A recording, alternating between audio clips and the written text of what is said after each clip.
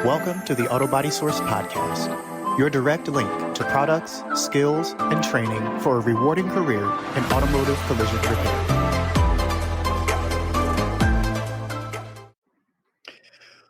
Welcome back to the Auto Body Source Podcast. We're here again with David Kidd, Presta Automotive National Sales Director. We've hopped back on with him. Our last chat with David explained 3 proprietary techniques that are pretty exclusive to the Presta product lineup that were developed to reduce cycle time. And we focus on products, compound, and polish.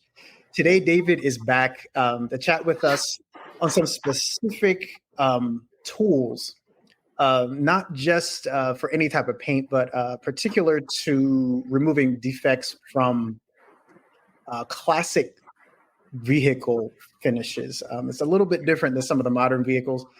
David, welcome back. We're glad. Thanks for having me. And, thanks for having me. Love. Yes. So tell us a little bit about this. So basically, like when you walk into a shop, you see a guy who has a Snap-on toolbox, right?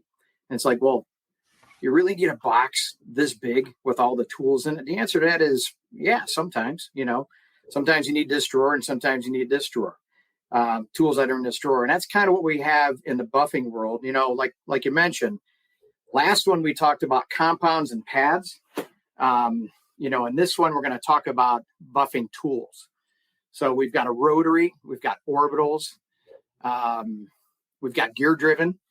So different types of tools that we have to our disposal. So that's what we're going to cover in this one. Awesome. Is this something that typically detailers, are there things that they or misconceive or overlook when they're tackling a classic finish versus some of the newer technological clear coats and things like that? Sure.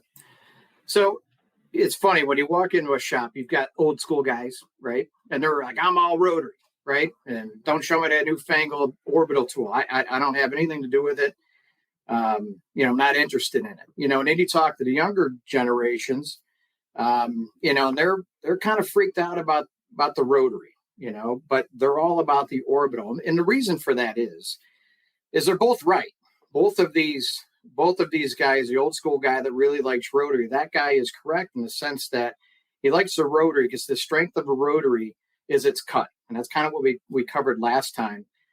With the hybrid system is utilizing the rotary for your cut. So a lot of guys really like rotary, where these newer generation like the orbital because it's safer. And look, I don't have the years of working with rotary. And in my generation, we actually had the option to choose rotary or orbitals. And as a result of that, look, I never got good at rotary. So, in this podcast today, I want to kind of talk to both of you guys, both generations, the old school guys and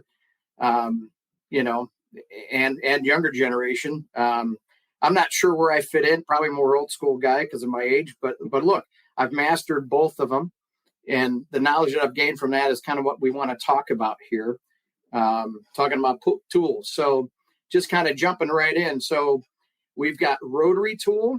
We've got the rotary, right? It spins on its axis around in a circle, and it's anywhere from 7-inch pads to 9-inch pads. We have these type of rotaries, and then you have orbitals, and within the orbital world, you have a couple different orbitals. And I actually want to kind of talk to these from most cut all the way down to least cut, more polish, right? So rotary number 1 is your heaviest cut that you possibly can get would be your rotary. Step down from that would be a gear-driven orbital. And an example of that would be like the flex tool, the gear-driven, right? It has to go in this motion because it's an orbital, but it's gear-driven. It has to go in this motion. If you push down hard, you won't stall out the turn. It'll continue to keep going. So that's the next most cut. And as far as orbitals are concerned, that's the best cut of all the different tools. And from there, you've got a 15 millimeter. Now that one's not gear driven. It's a free throw pad. It goes in a 15 millimeter offset. So let's kind of talk about that a little bit. The offsets. So orbitals have an offset. So just like the rotary has, it spins on this spline or this axis, what do you want to call it? The the 15 or 11 or 21 millimeters, we call it, is really the offset. So you have this part spinning, but the pad is connected over to here. So that's how far it's thrown in that orbital offset. So the more that it's offset, the more polish you get and the less cut that you get, right? So again, rotary. Next one would be the gear driven, and I think that one's somewhere between 7 and 11 millimeter offset. I'm not sure exactly, but somewhere between there. The next one would be 15 millimeter. That's 15 millimeters off, and then the next one would be 21. So that's the three different tools. So to kind of what I wanted to kind of talk about today is when is it the best time to use these tools?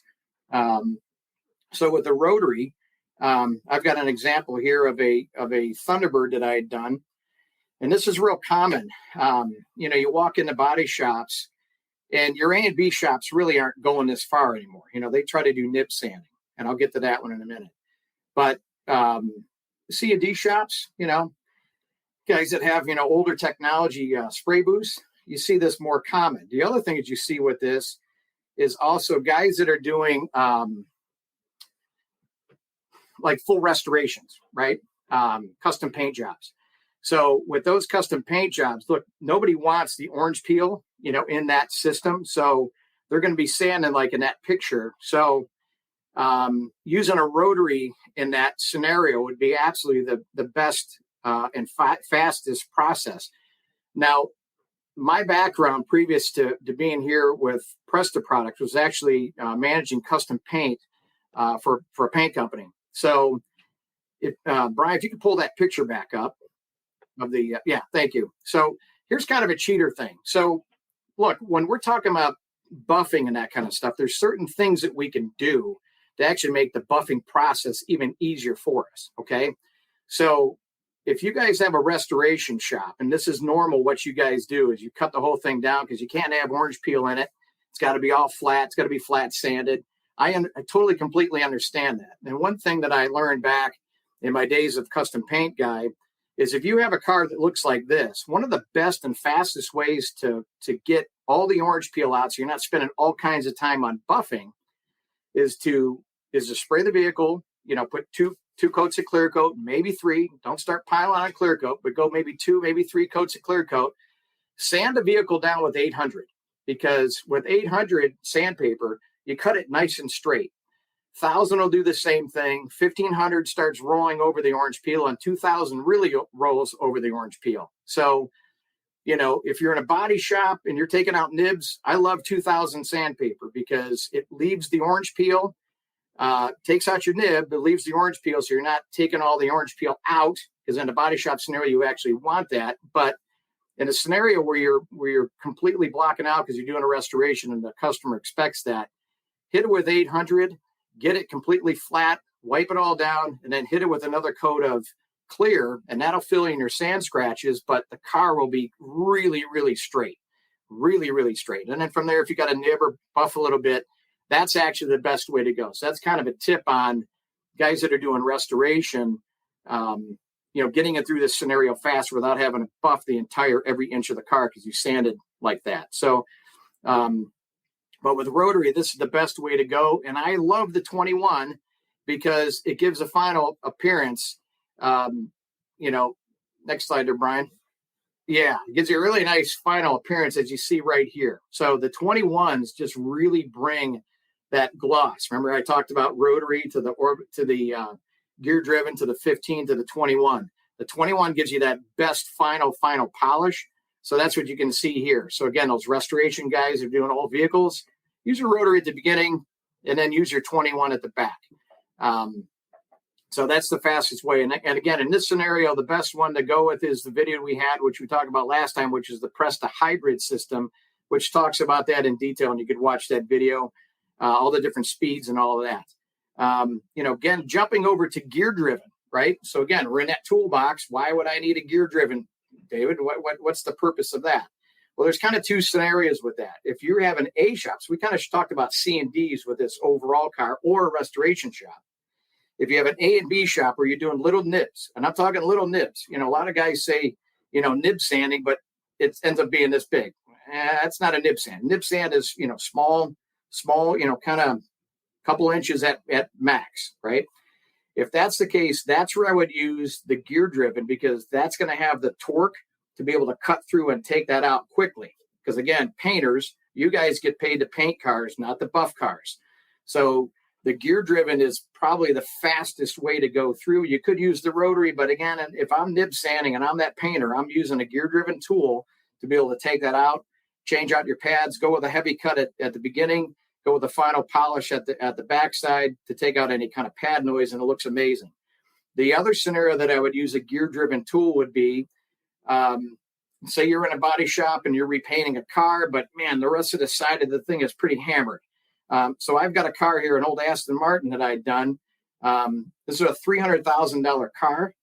It's a James Bond Q edition. And you can see here in this picture, the bright white dot is my LED light. That's my snap-on light that's there. And in the background, you could barely make out that's a Porsche 911 Targa top. So look, I've got to get these scratches out. I'm probably not going to use rotary because the car is $300,000. It's a Q edition, limited edition paint job, Q edition vehicle. I can't afford to burn the paint. So the detailer guys that are out here, what's a good way to get in there and get that out safely? Well, use the Beast, use the Flex Tool Beast to be able to cut all of that out safely, around the edges and all that. And then I would follow it up with a 21, because when you take it to the 21, I can show you here in this next picture here, Brian. Yep, there you go. So that's after cutting out with the Flex tool, and then the 21. And now you can see that 911 real clearly in the background. I did this entire vehicle, and I did it safely without burning through any of the paint. This thing was absolutely a mess. The guy who previously owned it was a super wealthy guy. He had this car down in Florida. He would fly from New York down to Florida. He'd pick up the car. He'd run it through one of those whippy twirly car washes, with the nylon bristles, which can't believe somebody would do it to a car. But when you got this kind of money, I guess it doesn't matter, right? So anyway, the car just was all beat. It was beat up pretty bad. And, after doing the entire vehicle, Brian, show that third one there, the overall. Yeah, there you go. So here's the car all completely done. Just an absolutely beautiful car. Again, was able to get through that, but I used the gear driven, to safely cut all through that. You got some different edges and whatnot that you want to, be able to safely be able to cut out. And if you're not comfortable with the rotary, this is a good one, but this would be the good tool to use in this scenario. Some guys could use rotaries on it. I could use a rotary on it, but man, back again, just the price of the car. And, if you're doing a high-end vehicle like this, and man, I just can't risk it. Taking a little more time with the orbital, that's where that tool works out really well. The other tool that I see as far as orbitals and body shops, I see this a lot, is the 15 millimeter. And that one's great. It's kind of best of both. It doesn't cut as much as the gear driven. It cuts better than the 21. It's actually on a smaller head. The head size, instead of being 6 on the 15s, on the 15s, they're a 5-inch as opposed to a 6. So you got a little smaller, pad size that you're working with. The 21s, you could go either a 5 or a 6-inch pads on those, but on the 15s, it's a smaller pad. And again, because of the tighter throw, it gives nice cut. But man, they give amazing final finish. There are guys that finish out with a 15, and they're getting what you're seeing in all my final pictures that I'm going to be showing today. So the guys are getting that out with a 15. That's an amazing tool. It's a really, really good tool. Rupus makes a great tool. The Bigfoot and the 15. The other one is the 21. And, we've kind of touched on a little bit here with the 21 kind of showing that final results. I'd done another vehicle. It was funny. This guy called me up to do this Packard 12. And he says, hey, it's got some sand scratches in it. Okay. Well, when I came over to look at the car, basically he pulled it out of a body shop. They had done a great job painting it. And he got in an argument with the guy because it was taking him forever to buff the car. And he didn't know if the guy was good enough to do it. So he just said, heck with it, and brought the car home and called me and said, hey, could you finish this car? When I showed up, that whole entire car you see there, all those nooks and crannies and everything were all sanded in 2000. Kind of like that Thunderbird, like I showed at the beginning. So anyway, I want to kind of show this car because I used almost all the tools on this one. I used the rotary on the hood. I used the rotary on the back. I used the gear driven for really hard to reach areas. Heck, I even used the 15 in some of the real tight areas around the wheel. And then I went over the entire car with the 21 to really give it that final crazy, beautiful, amazing gloss. And I wish I had a picture of it, beginning of it. This thing sanded in 2000, but I do have a final picture of it. Brian, show that. Yeah, there you go. So you can see the running board at the very bottom. That's actually my reflection of the side of the car. I mean, you can see blades of grass, and you can see the flowers. I mean, that car just turned out absolutely amazing. So, you know, some of you guys are looking at this thinking, you know, David, we're a body shop. You know, we don't need to get a car this great. And I agree. But here's the thing about it is that these tools are, again, same reason why you have this toolbox with all these different shelves that have different tools in it. You know, those other tools that you have make your job faster, make you more efficient, and be able to get there easier. You know, I always say, you know, you can saw an exhaust pipe off with a hacksaw, but heck, it's a whole lot easier with a sawzall. So that's kind of the analogy of why we have, you know, of utilizing these tools to really make you more efficient, you know, and kind of make the job just easier, but get that beautiful final result. You know, and again, with the 21, I always like the rotary body shop guys. I like the rotary for your cut, and I like the 21 for your finish. If you kind of just have those tools, if you watch my hybrid video, if you just have those tools that set to the side, every car that'll go out your shop will be swirl free. I mean, it just will, you will not have any swirls in it. It will look amazing. Even the place where you didn't paint. So if you paint the front fender and the door, but you didn't do the back, or the back area that you didn't paint, you could take that 21 and just go to that door, and 58 seconds to the door and 58 seconds to the rear quarter. Now the whole side of the car looks really great without having to grab the rotary. Just grab the 21 and knock that out. It just takes off the car wash scratches. That's really all you need. Now the side of the car looks great, but you can get it there really nice, easy, and efficient. So that's kind of what I got for this one. You know, the next one, you know, Nolan, I talked at the beginning, I'd like to have you guys come back, because the next one I'd like to talk to, look, the first one we talked about, you know, the different techniques. This one we talked about tools. And the third one would be, all right, base coat, clear coat, synthetic enamels. What if you're using these old Deltrons? Like you got an old box truck or something like that. And here's a real good one, lacquer paint jobs. Come on, dude. Who's doing lacquer paint jobs? Well, you know what? I've been buffing these things out like crazy. All these older cars that, you know, old Mercedes and old Porsche and that kind of stuff. How do you handle those? What's the best way to deal with those without burning through that super soft lacquer paint? So we're going to kind of talk about that next time around. So awesome. David, this was really eye-opening. And your expertise, of course, is invaluable. Thank you.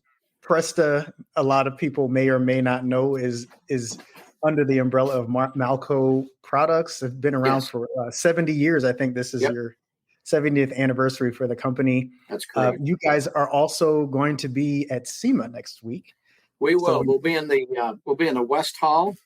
That's the new hall that's all the way to the left. You got to take the Tesla car. You can take the Tesla car underneath or whatever the heck it is. So that's kind of cool. If you guys are going to SEMA show, try out that Tesla ride. It's kind of neat. But yeah, we'll be in the West Hall.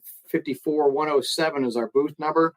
It's actually kind of a cool hall. It's again, it's brand new. They've got the adventure rigs over there. So that whole new, you know, thing of, you know, guys taking Jeeps and that kind of stuff and kind of going off road and having everything self-enclosed, you know, self-contained. It kind of shows those cars. So it's kind of neat, that kind of stuff. I'm doing the same thing, but on a motorcycle. So I do a lot of adventure riding, but yeah, it's a great show. It's come on over and see us. It is kind of a little bit off from the main Central Hall, Hot Rod Alley. But come over and see us. And if you got any questions, myself and as well as a couple other guys will be there to gladly answer any questions. Awesome. We definitely will look to swing by and check you guys out there out in Las Vegas. David, thank you for hopping on with us again. This is always a pleasure. And we'll look forward to the next episode where we cover a couple more techniques from you. Cool. Stay tuned, guys. Thanks. The Auto Body Source podcast is a production of the Auto Body Source, published by International Auto Body Marketing Group. For 3 decades, the Auto Body Source has connected repair solutions to collision shops across North America. In continuous publication since 1992, we differentiate ourselves with a publication that's a direct resource for auto body products and brands to the warehouse, the jobber, and body shop technicians, servicing over 17,000 jobber customers each year in the US and Canada, as well as Bermuda, Puerto Rico, Venezuela, Bahamas, and the Caribbean. For more information, visit www.autobodysource.com.